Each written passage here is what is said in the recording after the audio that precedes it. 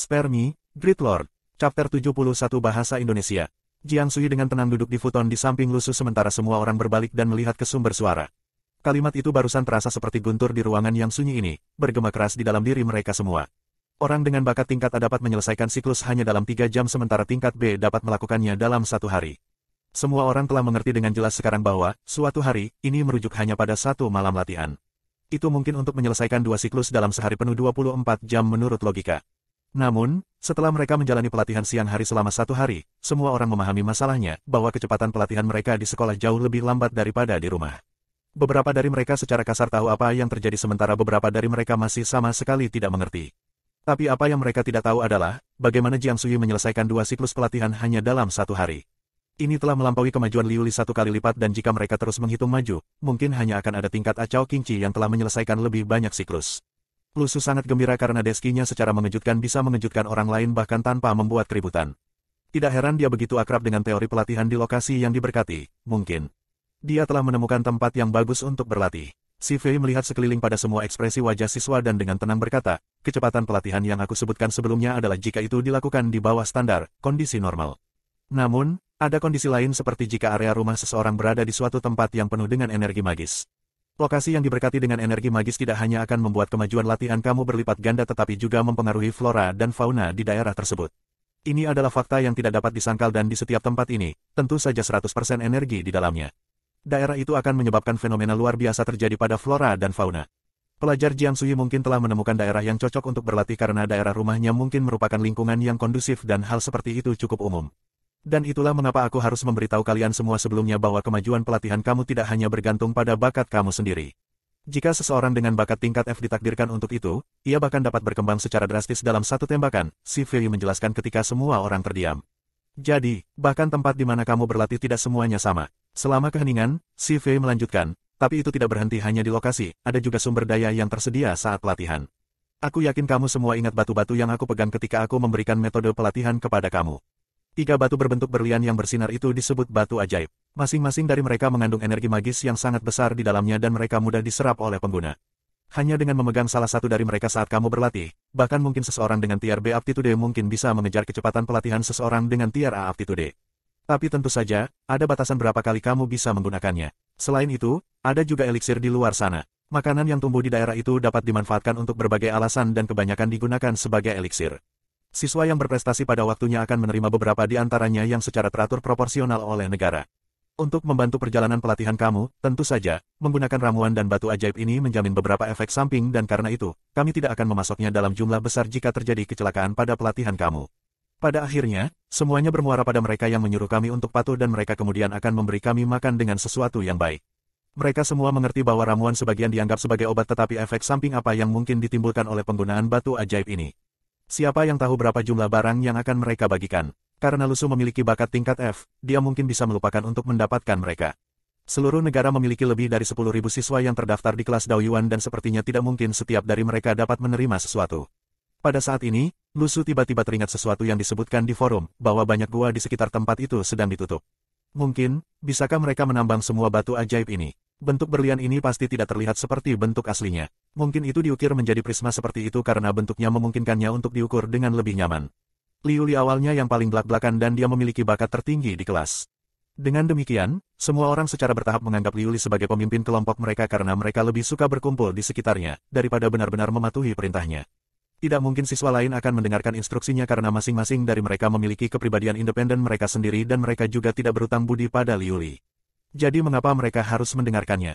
Tidak ada logika seperti itu. Paling-paling, semua orang akan menggurui dia dan setuju dengannya bahwa dia luar biasa. Tidak mungkin dia akan mengingat mereka ketika dia menjadi sukses di masa depan dan juga tidak mungkin bagi mereka untuk merasa seolah-olah mereka harus bersatu dengan Liu Li. Tapi memang ada cukup banyak orang yang berkumpul di sekelilingnya. Ada desas-desus bahwa orang-orang di sekitar Liu Li telah melebihi orang-orang Liki yang membuat Lusu sedikit kesal dan dia hampir ingin membuat beberapa teman sendiri juga. Namun, dengan Jiang Sui memamerkan dominasinya di bidang pelatihan, semua orang terpesona oleh penampilannya yang mengejutkan. Mereka semua berharap kalau saja orang ini benar-benar cewek, betapa hebatnya itu.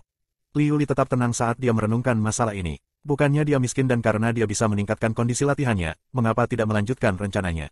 Setelah sampai di rumah malam ini, dia harus segera mendiskusikan masalah ini dengan ayahnya yang kaya, bagaimana dia bisa menemukan lokasi yang diberkati dan menuai keuntungan dari flora dan fauna yang luar biasa ini.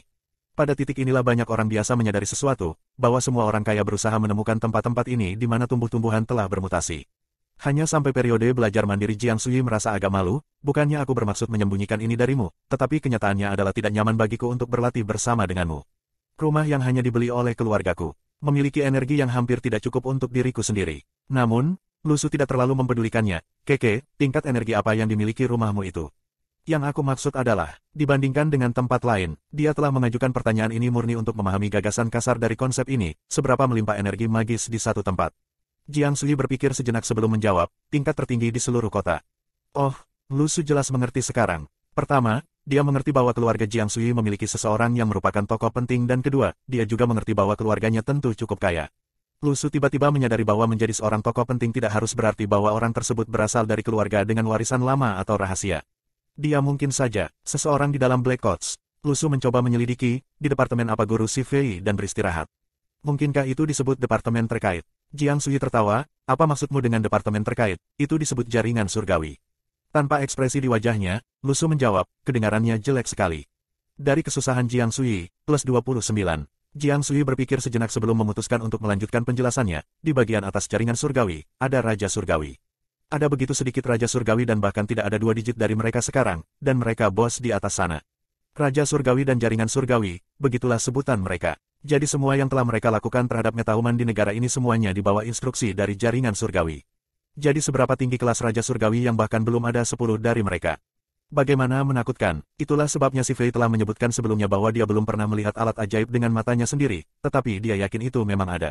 Jadi, apakah semua alat ajaib ini ada di tangan beberapa Raja Surgawi ini? Lu Su bahkan lebih yakin bahwa seseorang dalam keluarga Jiang Sui adalah bagian dari jaringan surgawi. Atau yang lain, bagaimana dia bisa begitu jelas tentang apa yang sedang terjadi? Hei, jika pemilihan anggota awalnya semua dilakukan dari tentara, maka setiap warga Luo Cheng akan tahu bahwa ada banyak pasukan yang ditempatkan di dalam negeri, terutama korps artileri. Mungkin seseorang dalam keluarga Jiang Sui telah mendaftar di tentara dan melalui saluran ini, bergabung dengan organisasi bergengsi ini.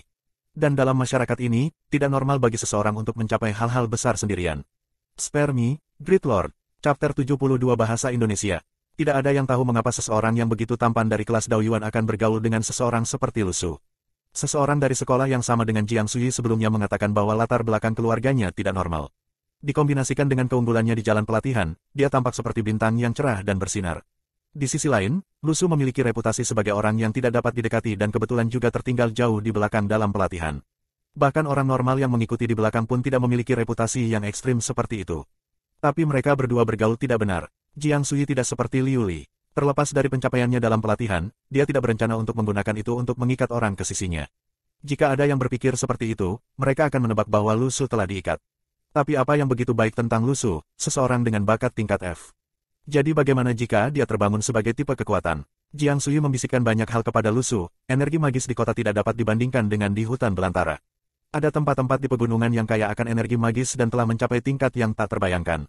Jadi aku sarankan itu kamu mengunjungi Gunung Laojun pada akhir pekan. Ada juga tempat-tempat yang kaya akan keajaiban di Luo Cheng tetapi banyak orang sudah memperebutkannya. Karena kamu tidak pernah mempertimbangkan masalah ini, akan lebih baik untuk menargetkan tempat-tempat di alam liar. Meskipun mungkin tidak senyaman itu, pergi ada seminggu sekali akan menebus kurangnya bakat kamu. Aku tidak mengatakan bakat kamu buruk, tapi setiap orang memiliki kekurangan mereka sendiri. Ceramahnya berlangsung selama setengah jam dan Lu Su memperoleh banyak informasi berguna. Tetapi dia juga mengetahui bahwa Jiang Sui ini, saat dia mulai mengoceh, dia sebenarnya adalah kotak obrolan yang lebih besar daripada Ye Lingling. Dia tidak pernah mengharapkan itu. Lu Su mengamati bahwa Jiang Sui sebenarnya adalah orang yang sangat baik tetapi karena jenis kelaminnya yang mudah disalahpahami, itu mulai membuatnya gila. Meskipun dia tidak tahu mengapa pihak lain bersedia berbagi begitu banyak dengan dirinya sendiri, dia mulai mengungkapkan kepribadian bawaannya. Jiang Sui berpikir sejenak sebelum menambahkan, apakah kamu tahu tentang situs web Golden Foundation? Kamu harus berhati-hati saat memposting apapun di sana. The Golden Foundation baik-baik saja tetapi masalahnya terletak pada semua mata di forum ini. Jadi jika kamu mau untuk memposting apapun, lebih baik menghabiskan beberapa ratus dolar untuk membeli telepon bekas dan kartu SIM baru karena setiap telepon memiliki nomor registrasinya sendiri. Jadi, bahkan jika kamu menggunakan kartu SIM baru dengan telepon kamu yang sekarang, itu tidak akan berfungsi. Itu berarti lebih banyak masalah bagi Lu Su. Bahkan telepon harus diganti. Jika bukan karena pengingat Jiang Sui, dia akan melakukan kesalahan itu. Faktanya, tidak banyak orang yang tahu tentang ini. Lu Su telah merencanakan untuk bermain-main di forum pada malam hari tetapi sekarang setelah rencananya digagalkan, dia hanya bisa menunggu sampai besok. Pada saat kelas berakhir, seluruh kelompok siswa kelas Daoyuan sudah tahu bahwa Cao Qingqi telah menyelesaikan 3 siklus pelatihan dalam semalam, memberikan dirinya keunggulan yang mendominasi. Dan Jiang Sui juga telah menyelesaikan 2 siklus. Duo ini telah menjadi tokoh top kelas Luo Cheng Daoyuan. Beberapa orang mulai bertanya-tanya di mana Jiang Sui tinggal dan tempat itu pasti penuh dengan energi magis. Di luar gerbang sekolah ada mobil yang datang menjemput siswa kelas Daoyuan. Awalnya tidak ada tempat parkir untuk mobil di luar gerbang sekolah internasional Luo Cheng sehingga semua mobil diparkir di sepanjang jalan utama, menyebabkan kemacetan. Meskipun begitu, tidak ada yang melakukan apa-apa. Ini karena pentingnya kelas Daoyuan dan koneksinya yang luas dan misterius yang membuat pejabat setempat tidak yakin bagaimana menghadapinya. Tetapi bahkan koneksi yang luas mungkin tidak akan menekan semua otoritas pejabat. Secara logika, aturan dan regulasi dari sejarah bertahun-tahun tidak akan mudah terpengaruh. Pada malam hari, Lu Su sampai di depan pintunya ketika dia tiba-tiba melihat lebih dari 10 pria berjas hitam muncul di gang di belakangnya. Saat itu jam 10 malam, udara lembab dan dingin saat mantel hitam mendekat dengan tenang, seolah-olah mereka dapat mengubah udara di sekitar mereka. Semua ini seperti perasaan penindasan yang terbentuk dan siapapun yang menyaksikannya pasti akan gugup. Adegan tepat di depan mata Lu Su membuat tulang punggungnya merinding tapi dia tidak bodoh, mantel hitam ini mungkin tidak ada di sini untuknya. Lu Su mendapatkan kembali ketenangannya dan dengan kuat memutar kuncinya dan memasuki rumah. Jika mantel hitam ini ada di sini untuk Li Xianyi, maka tidak mempelajari seni pedang darinya akan menjadi pilihan paling cerdasnya. Tetapi jika Li Xianyi dapat bertahan sepanjang malam, maka itu mungkin menunjukkan bahwa tidak apa-apa baginya untuk akhirnya mulai belajar.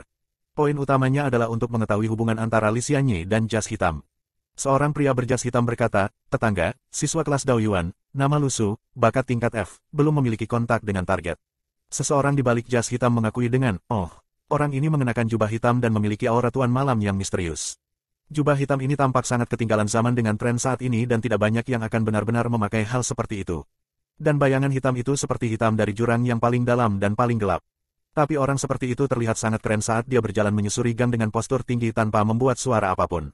Tapi dilihat dari mata, orang ini tampak cukup muda. Rombongan jas hitam tiba di depan pintu rumah Li Xianyi saat Lu Su mengintip melalui celah kecil di tirai jendela. Hanya untuk melihat orang yang mengenakan jubah hitam melihat ke belakang ke arahnya, seolah-olah tirai itu tidak terlihat. Lu Su merasakan hembusan angin dingin dan tahu bahwa orang ini jelas bukan orang yang bisa diajak main-main. Pada saat ini, tatapan pihak lain menembus tirai dan mengunci Lu Su dan dia tersenyum, sebelum berbalik menghadap rumah Li Xianyi dan berseru, murid rendahan Niting, maju ke depan untuk memberi hormat kepada tetua Li. Lu Su mengawasi dari balik tirai. Karena pihak lain tidak mencarinya dan tidak keberatan dia menonton, tidak perlu baginya untuk bertindak pengecut. Li Xianyi menjawab dari dalam rumah, kedatangan besar seorang Raja Surgawi, maafkan sambutan aku yang tidak memadai, silakan masuk. Pupil Lu Su melebar, orang ini, sebenarnya adalah salah satu Raja Surgawi yang legendaris. Ada banyak anggota dalam organisasi tetapi hanya ada kurang dari 10 Raja Surgawi. Jiang Sui menyebutkan sebelumnya hari ini bahwa setiap Raja Surgawi adalah seorang ahli dan tidak satupun dari mereka lebih rendah dari kelas B. Memiliki kemampuan untuk menarik kekuatan surgawi, orang-orang ini tidak muncul selama era magis, tetapi sudah lama ada. Adapun rincian lainnya, Jiang Sui tidak yakin. Jika bukan karena Jiang Sui, Lu Su bahkan tidak akan tahu tentang Raja-Raja Surgawi ini. Kelas B, bahkan pendeta dalam video Yayasan Emas hanyalah seorang kelas D, namun, seorang ahli kelas B baru saja muncul. Spare me, Great Lord. Chapter 73 Bahasa Indonesia. Niting, Lu Su pasti akan mengingat nama ini. Dia terus melihat keluar saat dia menyadari bahwa sisa jas hitam berdiri di posisi semula sementara mereka menunggu Niting, yang berjubah hitam, sementara dia menghilang ke apartemen Li Xianyi. Apa yang ingin dicapai oleh Raja Surgawi ini dengan datang ke tempat sekecil itu di Luo Cheng hanya untuk mengunjungi Li Xianyi? Dilihat dari percakapan mereka, sepertinya Li Xianyi adalah seseorang yang memiliki kedudukan setara sebagai Raja Surgawi. Tapi masalah sebenarnya adalah, siapa sebenarnya Li Xianyi? Lu Su benar-benar tidak tahu apa yang sedang terjadi dan dia harus sangat berhati-hati di masa depan. Sama seperti hari ini, bagaimana jika Raja Surgawi dan jaringan Surgawi benar-benar datang ke sini untuk mengepung Li Xianyi, bukankah dia yang akan kalah? Saat ini, dia masih bisa meluangkan waktunya sendiri untuk melihat apa yang sebenarnya terjadi dan menilai dari sikap si jas hitam, sepertinya mereka tidak memiliki kebiasaan menyakiti orang yang tidak bersalah. Raja Surgawi, Niting, telah memasuki apartemen kecil pada saat ini dan membungkuk dalam-dalam di depan Li Xianyi. Tuan Li, aku percaya kamu baik-baik saja sejak terakhir kali kita bertemu. Dilihat dari kulit kamu, obat dari reruntuhan memang memiliki efek transformasi yang ajaib. Li Xianyi tersenyum dan menjawab, berita menyebar dengan cepat kepadamu. Kedua belah pihak tahu apa yang sebenarnya mereka maksud dan Li Xianyi merasa agak tidak nyaman. Sementara negara-negara lain masih meneliti nilai pasar metahuman, mereka yang berada di dalam negara sudah diklasifikasikan di bawah kategori Raja Surgawi dan Jaringan Surgawi. Dan tentu saja, ada banyak organisasi lain di luar sana di negara lain tetapi tidak ada satupun dari mereka yang sebanding dengan Jaringan Surgawi, yang telah mengumpulkan semua orang dengan kekuatan supernatural di bawah mereka. Bahkan jika ada seseorang di luar sana yang telah melakukannya, itu tidak dilakukan sesempurna Jaringan Surgawi. Baik Li Xianyi dan Niting tetap diam. Mata Niting yang pucat dan berkilau sepertinya memancarkan jejak asap di bawah cahaya redup yang hangat. Kenangan masa lalu tampak seolah-olah melintas di mata Niting saat dia berkata, Tuan Li, sepertinya kamu telah memulihkan energi magis kamu. Jika saja kamu mendapatkannya kembali lebih awal, mungkin kamu tidak akan kehilangan fondasi dasar kamu. Setiap orang memiliki nasibnya masing-masing. Jadi tidak perlu menyesal, jawab Lisianyi karena dia masih enggan untuk berbicara lebih banyak, setidaknya sampai dia tahu alasan mengapa Niting datang mencarinya. Niting mengangguk, era di mana energi magis kembali, apakah Tuan Li bersedia bekerja sama dengan kita? Posisi Raja Surgawi terakhir kita masih kosong dan kita tidak bisa menunggu lebih lama lagi. Aku tidak berpikir tujuan kita selaras, Lisianyi menggelengkan kepalanya dalam penyangkalan. Dia menuangkan secangkir teh untuk Niting sebelum berkata, Yayasan Emas telah menyatakan dalam aturan mereka ketika mereka pertama kali mulai, bahwa beberapa direktur utama mereka tidak boleh mengambil peran apapun di negara manapun. Ini untuk menjaga keadilan dan umur panjang untuk organisasi mereka. Kekuasaan adalah sesuatu yang dapat dengan mudah merusak seseorang. Sekali kamu telah mencapai sesuatu sebelumnya, sulit bagi kamu untuk kembali. Saat beberapa orang memegang otoritas dan kekuasaan, seolah-olah mereka memiliki seluruh dunia di tangan mereka. Mereka akan merasa seolah-olah mereka telah mencapai puncak tertinggi di dunia, mengabaikan orang lain dan bernapas di seluruh dunia, bahkan merasa seolah-olah mereka bisa menghidupkan kembali orang mati. Bagi Lisianyi, fondasi emas tidak mewakili kekuatan juga tidak mewakili ketenaran dan kekayaan. Itu seperti negara yang ideal. Mungkin karena keyakinannya, dia bahkan akan berjuang sampai nafas terakhirnya di dunia di mana semua sihir telah habis. Niting merenung sejenak dan tertawa, klan Ni memang mengagumi apapun yang dipegang teguh Yayasan Emas. Tapi karena kedua tujuan kita adalah untuk perdamaian dunia, kita sebenarnya bisa bekerja sama. Ada banyak reruntuhan di negara ini yang memiliki belum dibuka dan kami, Jaringan Surgawi, berjanji kepada kamu bahwa jika kami menemukan obat apapun, kami akan segera mengirimkannya kepada kamu. Lisianyi dengan tenang tersenyum dan menjawab, hidup agak tidak berarti jika seseorang hidup terlalu lama. Niting datang untuk kekuatan Yayasan Emas karena sudah ada terlalu lama. Bahkan Jaringan Surgawi tidak dapat memastikan berapa banyak akar yang berada di bawah pohon monolitik yang teguh ini. Untungnya, pohon besar ini selalu tampak tidak berbahaya. Tapi siapa yang bisa memastikan bahwa itu akan tetap tidak berbahaya selamanya? Niting tidak ingin melanjutkan lebih jauh saat dia menenggak secangkir teh di satu mulut sebelum menutup jubahnya dan berbalik. Sementara dia menuju pintu keluar, dia berkata, hati-hati Tuan Li. Yayasan Emas ingin melindungi dunia yang patut dihormati tetapi kami, klan Ni, ingin melindungi negara. Semoga, kami tidak akan musuh pada saat Jaringan Surgawi dan Yayasan Emas bertemu. Saat dia mencapai pintu keluar, Niting berbalik sekali lagi dan diam-diam berkomentar, mungkin itu bukan tempat aku untuk mengatakan, tetapi di negara ini, satu-satunya direktur di Yayasan Emas adalah kamu, Tuan Li. Lisianyi akhirnya mengerti apa tujuan sebenarnya dari Niting. Mencoba mengikatnya adalah kedok. Salah satu dari banyak alasan adalah untuk menstabilkan hubungan antara Yayasan Emas dan Jaringan Surgawi, dan Niting bahkan bersedia menjanjikan obat yang ditemukan di reruntuhan untuk mencapai tujuan ini. Namun, tujuan terpenting mereka adalah memberitahu Lisianyi bahwa Direktur Utama Yayasan Emas tidak boleh melangkah ke garis depan. Memang, semuanya untuk menjaga stabilitas di antara mereka.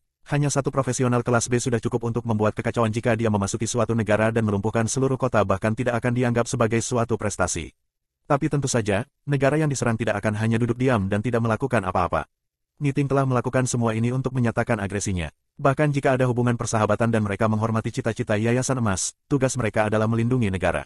Metahuman yang tidak berada di bawah yurisdiksi mereka tidak disambut sama sekali.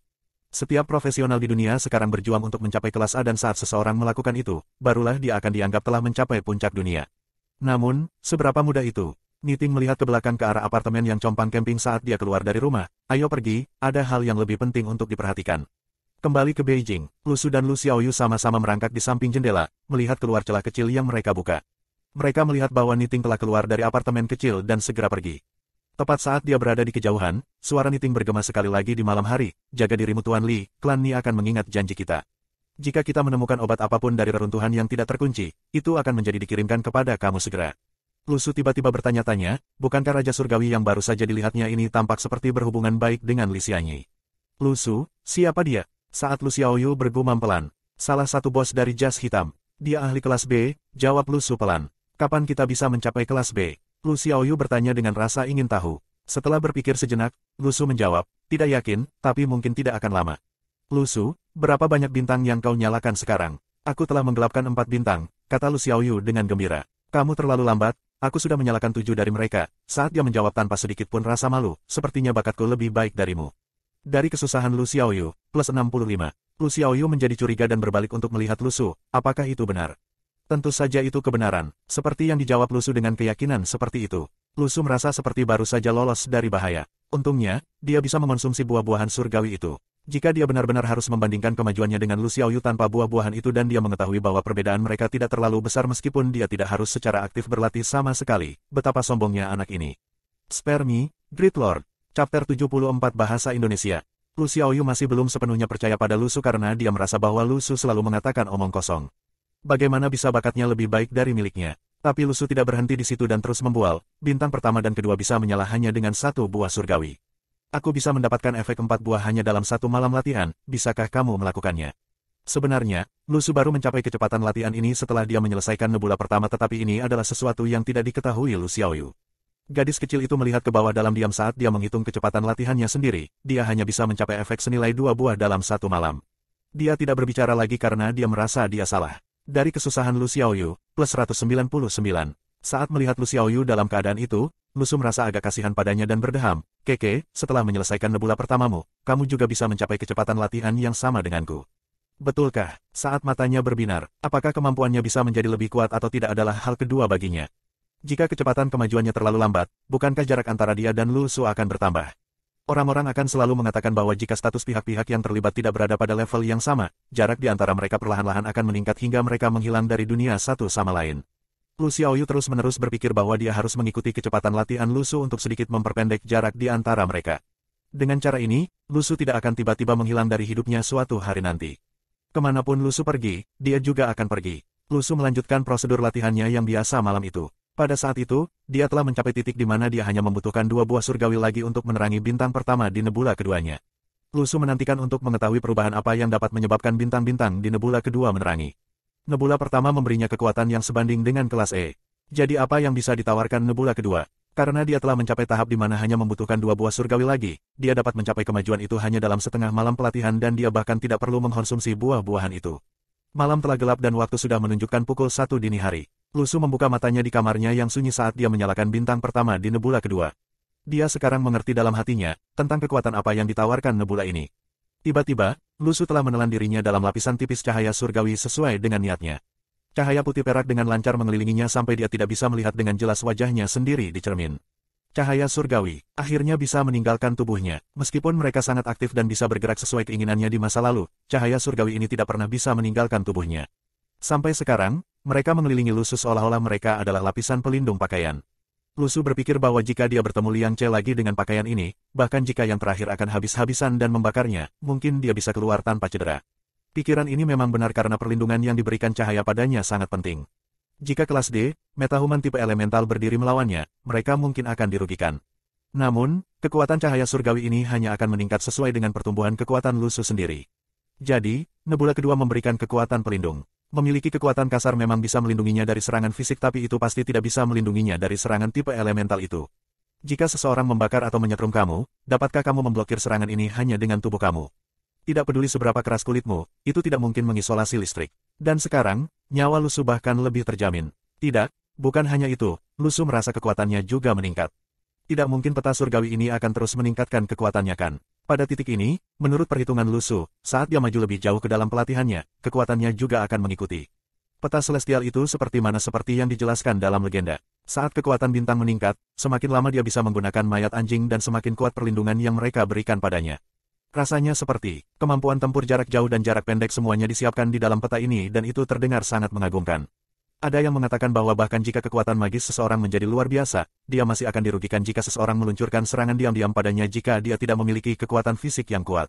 Jika seseorang berasumsi bahwa Lu Su adalah petarung jarak jauh yang lemah hanya karena dia menggunakan belati terbangnya di masa depan, sepertinya orang itu akan mengalami kerugian besar. Dari itu, saat Lu Su sedang menonton berita saat dia makan sarapan keesokan harinya, sedang disiarkan bahwa kepala distrik pertama sedang mengunjungi negara lain.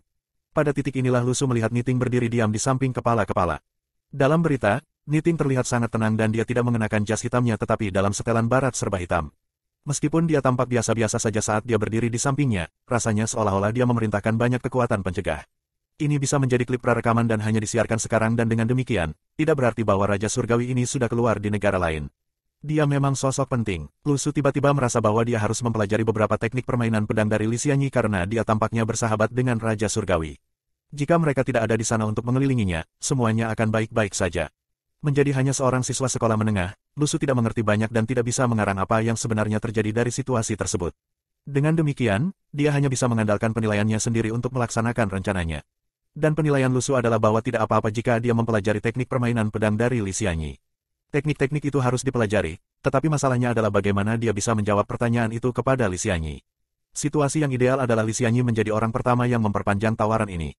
Keterampilan perhitungan Lu Su cukup akurat dan lagi pula, tidak ada yang tahu persis segalanya tentang dia, bukan Ziwei, bukan Li Xianyi, bukan teman sekelasnya atau bahkan jaringan surgawi. Dia bisa berpura-pura bodoh dan menunggu Li Xianyi untuk memulai tawaran itu sekali lagi, mungkin mereka bahkan bisa mendiskusikan syarat-syarat pemuridannya. Bukankah hubungan antara manusia seperti itu, bahwa siapapun yang memperpanjang tawaran mereka lebih dulu adalah yang lebih lemah? Bagaimanapun, Lu Su merasa bahwa dia seharusnya tidak berusaha keras untuk menjadi muridnya. Malam itu, Lu Su masih memiliki sekitar 7.000 titik mara bahaya dan dia menggunakannya untuk menggambar 50 porsi tahu busuk untuk penjualan besok. Dia tidak bisa mendapatkan lebih banyak bahkan jika dia mau karena kotaknya tidak bisa menampung sebanyak itu. Jika dia membeli kereta dorong lain karena ini, itu tidak akan sepadan dan Lu Su puas dengan menjual hanya 50 porsi sehari. Setelah makan, Lu Su dan Lu Xiaoyu mencoba saling mendorong tugas mencuci. Biasanya mereka akan membagi beban kerja di mana Lu Su akan mencuci piring pada hari Senin, Rabu, Jumat dan Minggu sedangkan Lu Xiaoyu akan melakukannya pada hari Selasa, Kamis dan Sabtu. Keduanya benci mencuci piring dan mereka bahkan membuat jadwal untuk keluarga untuk mendelegasikan tugas mencuci piring. Lu Su menunjuk pada jadwal, menunjukkan bahwa ini adalah gilirannya untuk mencuci piring sejak hari Selasa. Dia dengan tegas memberitahu Lu Xiaoyu, bisakah kamu melihat ini hari Selasa. Ada namamu tertulis di sini. Lu Xiaoyu memberontak, mengatakan bahwa jika dia bisa melewatkan tugasnya, dia tidak keberatan mengganti namanya. Bagaimana hal seperti itu bisa terjadi? Lu Su menarik napas panjang dan berjalan kembali ke rumah. Sambil memegang sekantong keripik kentang, siapkan piring dan ini akan menjadi milikmu. Mata Lu Xiaoyu terpaku padanya, baiklah, aku akan melakukannya. Aku yang paling rajin, itu karena keripik kentang sehingga kamu bersedia melakukannya dengan benar. Saat Lu Su menggodanya, itu tidak cukup, aku bukan orang yang dangkal, seperti yang dibantah Lu Xiaoyu. Baiklah, kalau begitu kita akan mulai dari awal lagi. Tanpa keripik, maukah kamu mencuci piring? Tidak, lalu dengan keripik, maukah kamu mencuci piring? Ya, hehe, spare me, Great Lord. Chapter 75 Bahasa Indonesia. Lu Su membawa kotaknya keluar saat dia pergi untuk menjual tahunya yang bau, meninggalkan Lu Xiaoyu di belakang untuk mencuci piring. Lu Xiaoyu bersenandung saat dia mencuci piring, sesekali melihat ke kantong keripik kentang di atas meja. Setelah dia selesai dengan piring, dia bisa memiliki sekantong keripik kentang untuk dirinya sendiri saat dia sedang menonton dramanya. Memikirkan adegan seperti itu telah membuatnya dipenuhi dengan kebahagiaan memiliki kebebasan seperti itu. Setelah meninggalkan rumah, Li Xianyi kembali berlatih permainan pedang di halaman tetangga. Kali ini, Lu Su tidak pergi begitu saja tetapi sebaliknya, berhenti untuk menonton. Hei kakek, permainan pedangmu ini tampaknya sangat menakjubkan, saat Lu Su menyapanya. Li Xianyi terkejut, apakah anak ini memiliki bakat yang begitu tinggi sehingga dia bisa melihat bahwa permainan pedangnya berasal dari misteri. Sebenarnya, ketika Lu Su diselimuti cahaya surgawi tadi malam, dia masih khawatir apakah Li Xianyi dapat merasakannya darinya. Namun, dari sini, sepertinya dia tidak tahu sama sekali. Benda ini seperti bagian alami dan asli dari kehidupan dan tidak ada bedanya dengan kekuatan hidup dan kekuatan seseorang yang biasa. Li Xianyi berhenti dan bertanya, apakah kamu ingin mempelajarinya? Meskipun kondisi fisiknya sangat bagus akhir-akhir ini, dia masih memiliki rasa urgensi ini. Fondasinya sudah terkikis dan itu adalah fakta yang tidak bisa diabaikan. Tetapi alih-alih memilih untuk melarikan diri darinya, Li Xianyi telah memutuskan untuk menghadapi kenyataan. Karena semuanya sudah berkembang sampai tahap ini, dia harus membuat rencana untuk masa depan. Lu Su menatapnya dengan canggung dan menjawab, aku ingin belajar darimu tapi sepertinya waktu kita tidak cocok dan itu akan sulit. Li Xianyi tersenyum dan berkata, ceritakan masalahmu, aku bisa membantumu menyelesaikannya. Dalam pikirannya, masalah terbesar Lu Su adalah situasi keuangannya. Bahkan sebagai seorang yatim piatu yang harus tumbuh besar sambil menghidupi adik perempuannya, dia tidak pernah menyerah tidak peduli seberapa lelah, sengsara, dan memalukan yang dia rasakan. Li Xianyi memang menyebutkan kepada bibinya bahwa alasan dia ingin menjadikan Lu Su sebagai murid adalah karena bakatnya dalam hal kemampuan. Namun, itu hanya sebagian dari alasannya. Yang paling dia hargai adalah kepribadian Lu Su. Selama Lu Su akan menyetujui tawarannya, dia kemudian dapat memenuhi kebutuhan mereka dan karena itu, menyelesaikan semua kesulitan mereka. Apakah uang bahkan menjadi masalah baginya? Dengan lambaian tangannya, itu bisa dengan mudah dicapai. Mata Lu Su berbinar, benarkah? Bisakah kamu benar-benar menyelesaikan masalahku? Li Xianyi menyeringai, iya, aku tidak begitu yakin dengan aspek akademismu, kakek. Bagaimana? Tidak ada yang aku tidak tahu, seperti yang diklaim Li Xianyi dengan bangga. Itu hebat, saat mata Lu Su berbinar, jadi masalahku adalah aku harus menghabiskan banyak waktu mengawasi revisi Lu Xiaoyu dan aku tidak bisa meninggalkan sisinya sepanjang malam. Jika kamu bisa mengawasi pelajarannya di pagi hari, itu akan menjadi bagus. Mengawasi pelajaran Lu Xiaoyu, jadi itu kesulitanmu, bukannya kamu tidak mampu secara finansial. Dibandingkan dengan apa yang dia pikirkan, itu tidak persis sama, memiliki ahli kelas B untuk mengasuh anak. Li Xianyi, tanda tanya petik 2, dari kesusahan Li Xianyi, plus 291. Apakah kelas B kuat? Tentu saja, saat ini, tidak ada seorang pun di seluruh dunia ini yang pernah mendengar seseorang mencapai kelas A yang dapat menghubungkan langit dan bumi. Tapi sekarang, seorang ahli kelas B seperti Li Xianyi harus mengasuh seorang anak. Lu Su sudah memikirkan pertanyaan ini sejak lama dan meskipun Lu Xiaoyu memiliki kekuatan sekarang, dia tidak mungkin melakukannya tanpa pendidikan. Pendidikan yang Lu Su maksudkan bukanlah ijazah atau gelar melainkan pengetahuan dasar tentang diri sendiri karena dia tidak ingin dia kurang dibandingkan dengan anak-anak lain. Sampai sekarang, daftar rumah tangga Lu Xiaoyu ada di panti asuhan dan dia tidak punya cukup uang untuk mengeluarkannya, meskipun begitu, diperlukan sertifikasi untuk mengeluarkannya. Hasil terbaik saat ini adalah memiliki seseorang untuk membantunya mengawasi Lu Xiaoyu di siang hari atau dia akan bermalas-malasan di rumah sendirian, diam-diam menonton dramanya. Saat Lu Xiaoyu selesai mencuci piring, dia akan memakan keripik kentangnya dan menonton dramanya. Namun, Lu Su berteriak dari luar rumah, Lu Xiaoyu, keluarlah, keluarlah. Dia meletakkan keripiknya dan berlari keluar, hanya untuk melihat Lu Su dan Li Xianyi berdiri di luar.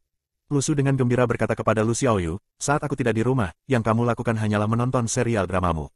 Mulai sekarang, kamu akan pergi ke rumah kakek di siang hari dan dia akan mengawasi revisimu. Lu Xiaoyu, yang sudah bersiap untuk menonton serialnya, tampak seolah-olah dia tiba-tiba mendapat kejutan. Tanda tanya petik 2, dari kesusahan Lu Xiaoyu, plus 666. Li Xianyi berdiri di samping menatap Lu Su saat dia merencanakan semuanya dalam sekejap. Anak ini, dia bahkan belum menyetujui apapun. Lu Su berbalik dan berkata kepada Li Xianyi, maaf merepotkanmu, kakek. Tolong bimbing dia dengan pekerjaan rumahnya di siang hari dan aku akan bisa fokus mempelajari teknik permainan pedang darimu di malam hari. Haha, Li Xianyi merasa tidak nyaman pada saat itu. Kamu tidak perlu belajar apa-apa lagi, rencana kamu sudah berhasil. Li Xianyi sangat merasa bahwa dia baru saja bermain di tangan Lu Su. Bukan karena Lu Su lebih pintar darinya, dia juga tidak lebih pintar dari semua lawan yang pernah dia hadapi sebelumnya. Namun, bahkan dengan lawan sebelumnya, semua orang bermain sesuai aturan. Tapi untuk Lu Su, kamu tidak akan tahu apa yang ada di kepalanya. Lu Xiaoyu, jika kamu tidak patuh, aku tidak akan memasak telur tomat untukmu selama setengah tahun. Saat Lu Su mengancam, pada saat itu, wajah Lu Xiaoyu tenggelam ke tanah. Lu Su tidak perlu khawatir karena Bibi dan kakek adalah tetangga lama mereka dan meskipun mereka belum banyak berinteraksi dengan kakek, Bibi memang tampak seperti orang yang baik. Li Xianyi melihat bahwa Lu Xiaoyu hanya bisa tertawa melihat ekspresi wajahnya. Sial, apakah gadis kecil ini benar-benar berpikir bahwa ini adalah idenya sendiri? Lu Su pergi untuk menjual tahunya yang bau, meninggalkan mereka berdua saat mereka berdiri berhadapan dengan pagar di antara mereka. Bibi keluar dari rumah dengan niat untuk menjemur pakaiannya dan ketika dia menyaksikan situasinya, dia dengan gembira berkata, Xiaoyu, kemarilah, Bibi telah membuatkan ubi untukmu. Lu Xiaoyu, tampak seperti orang yang tidak berguna, menjawab, apakah di dalam berwarna merah atau putih? Yang berwarna putih di dalamnya jauh lebih berair dan tidak mengandung kandungan pati sebanyak yang berwarna merah. Dengan demikian, rasanya tidak terlalu manis dan teksturnya tidak sebaik yang berwarna merah di dalamnya meskipun memiliki kandungan selulosa yang lebih tinggi. Tapi dia tidak terlalu peduli tentang ini dan yang dia tahu hanyalah apakah itu enak atau tidak. Lu Xiaoyu akhirnya memutuskan bahwa keberadaan ubi jalar yang berwarna putih di dalamnya menentang kemanusiaan. Bisakah makanan yang tidak enak bahkan dianggap sebagai makanan merah? Saat Bibi tersenyum, dia selalu menyukai Lu Xiaoyu. Ketika tiba waktunya untuk benar-benar membantu Lu Xiaoyu mengerjakan pekerjaan rumahnya di sore hari, Li Xianyi akhirnya tahu bahwa banyak usaha diperlukan untuk membantu merawat seorang anak. Dalam pikiran gadis kecil ini, tidak ada yang benar-benar tampak normal sama sekali. Li Xianyi bahkan telah dengan serius mempertimbangkan kembali apakah pilihannya untuk mengajarkan ilmu pedang Lu Su adalah benar. Ada sebuah meja yang berdiri di tengah halaman dan seluruhnya dipenuhi dengan buku-buku pelajaran Lu Xiaoyu dan semuanya adalah pemberian dari Lu Su. Di halaman sampul buku-buku ini, seseorang telah dengan rapi menulis dua kata, Lu Su, dan buku-buku itu sudah diisi dengan catatan di dalamnya. Si Wei telah mengatakan kepada Bibi sebelumnya bahwa hasil Lu Su agak luar biasa sejak dia masih muda. Saat ini, sepertinya remaja ini benar-benar telah mengerahkan banyak usaha dan jiwa ke dalamnya dan seseorang dapat melakukannya dari catatan ini. Mereka ditulis dengan rapi dalam garis lurus, bahkan mungkin terlalu lurus, seperti yang ditunjukkan oleh rasa keras kepalanya. Li Xianyi secara tidak sengaja membuka buku teks matematika dan melihat bahwa di bagian bawah halaman sampul, sebuah kalimat aneh tertulis di sana, untuk membunuh seseorang, seseorang hanya membutuhkan teknik dengan pisau, tetapi dalam pengejaran pengetahuan tanpa akhir. Seseorang harus mulai dari lubuk hatinya, maka dia akan mencapai kemuliaan. Kalimat ini jelas bukan sesuatu yang dibuat oleh Lu Su, tetapi apakah mentalitas seperti ini seharusnya dimiliki oleh seorang remaja di usia sekolah menengah? Pada saat itu, apakah dia sangat terganggu dengan mata pencahariannya? Li Xianyi dengan acuh membolak-balik buku karena bosan dan ingin mengetahui pikiran batin remaja itu melalui catatan yang telah dia tulis di sana. Setelah membalik ke akhir, dia secara mengejutkan menemukan 3 kata kecil tertulis di bagian bawah halaman terakhir. Lanjutkan hidup. Dalam sepersekian detik itu, seolah-olah ekspresi keras kepala di wajah remaja itu tepat di depannya.